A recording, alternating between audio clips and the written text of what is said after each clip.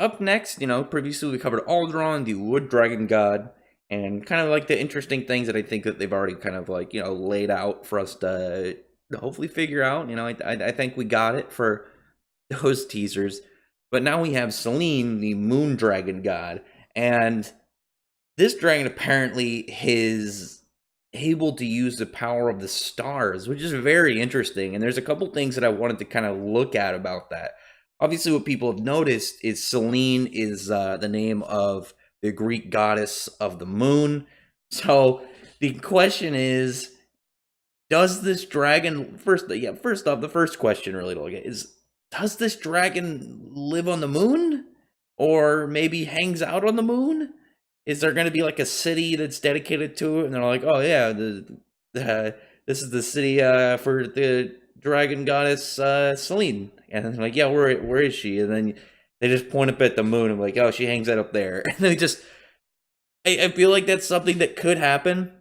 I mentioned that there's been a lot of good callbacks to early fairy tale, and obviously one of the things you remember, Galuna Island, the importance of the moon, and the whole aspect of it being in that entire arc, and seemingly up until the whole plot twist of that arc, it was made out with Urza and Natsu that they were going to destroy the moon because that's what the people of Galuna Island wanted them to do, and whereas Urza she kind of figured out what was up. Natsu, who was just excited the idea of destroying the moon, and Lucy and Gray were just like, I don't think there's any mage in the world that can do that.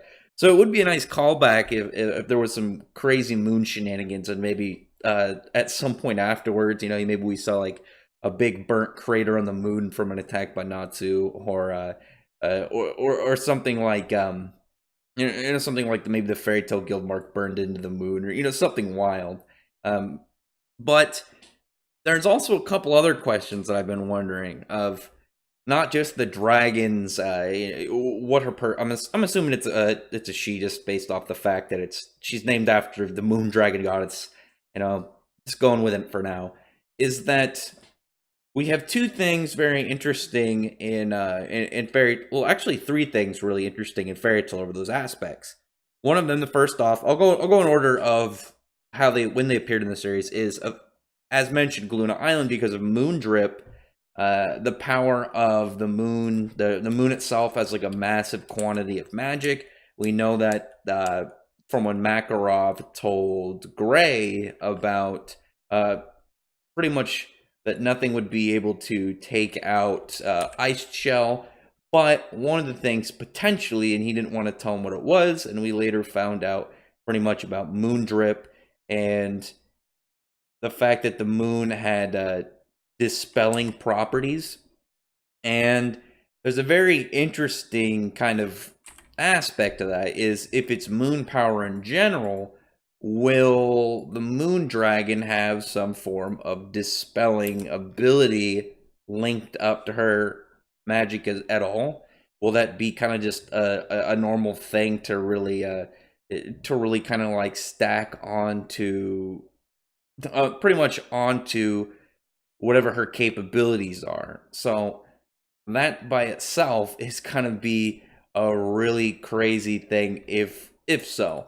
The next thing is actually, I feel like it's a very potential, this one being a very potential thing of maybe how the moon dragon will gather power.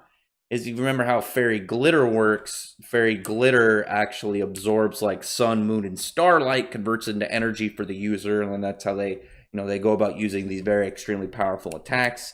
We got that in the description when Blue Note was talking to Kana about it.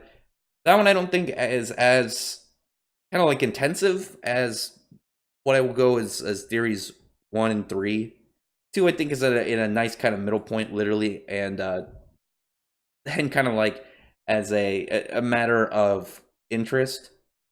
But the last one I think is very interesting as well, because if you remember from Dragon Cry, Stellanium, I don't know if I'm pronouncing it right, I think it's Stellanium, I believe. I don't think it's Stellarium. I'm pretty sure it's Stellanium. The mineral that absorbs starlight, and it's harder than diamonds. And if the the moon dragon goddess, if she in fact is, if she in fact has maybe a body covered in that same material, similar to what Animus was like, because, looking at Animus, you can tell just from looking at the stellanium around him, and then looking at the material, that he's got the same stuff on him. And that could be a really interesting thing to kind of like look at the ability of the moon dragon goddess, if she's gonna have in some way a kind of like further bit of what we know from Animus, similar to how Ignia is a much further like looking developed, well, at least assuming developed, maybe other dragon type mixed in. Fire dragon, Merspobia is, a much further along water dragon, and maybe as moon dragon, we'll see something similar in a way to Animus. Obviously, they're not the same shape, just going off of the silhouette. Obviously, the silhouettes aren't final, those are just teasers. But I imagine it will be something close to that, relatively. And maybe it won't be the exact same shape, but still have that same stellanium crystal on it. Or maybe something beyond that, maybe a higher level. We'll see. There's a lot of fun theories to come out of the Dragon God. There's a lot to kind of speculate, and there's a lot to really think about what exists based off what we know, both the moon's existence in fairy tale in general, but also what we know about like the name and the info that we got thus far. I feel like a moon dragon is going to be probably the craziest. And just like imagining like a scene where like if she has a a city dedicated to her, some form of temple or just religious ground, and like Natsu and everybody step foot in there, and you just see like I talked about this in my my review of the chapter, is you just see the shot from the moon, and then you just see someone sitting there. You just see like some girl just like sitting on the moon, and she just like looks over and just kind of like squints and notices like something's going on down in her territory. And I think that would be such a hype moment without having to do anything. And I mean, it's fully possible. I mean, we already saw from someone like Irene who had like the range, pulling a meteor in from multiple planets away of distance. And I remember in the editor's notes, because chapters usually come out, they have some notes on the side saying something. Is the chapter originally, before it became the official release, when they had the editor's notes, it mentioned that the distance from Galuna Island to the Fairy Tale Moon is like almost 400,000 kilometers. And just like imagine a dragon, like she's just on the moon, and then on the next moment she's just there, and it'd just be like such a crazy flex of like how fast she is, just like a sick dragon god moment, which would be again really cool to see. Other than that, tell me in the comments below and what you think about these theories, what you think about the moon dragon goddess. What do you theorize right now, as well as about my theories? And also, are you most excited? Honestly, I feel like I'm most excited about the moon dragon goddess, because the other two are really cool. We already have the fire and the water one, but we have gold and wood. But just like the title stacked onto her is the most interesting, moon dragon. It just sounds like it's going to be epic. Other than that, I really appreciate it if you would thumbs up the video, befriend the like button and subscribe button, and check out my other videos. But other than that, I appreciate everyone who's already subscribed, and thank you for listening. Bye.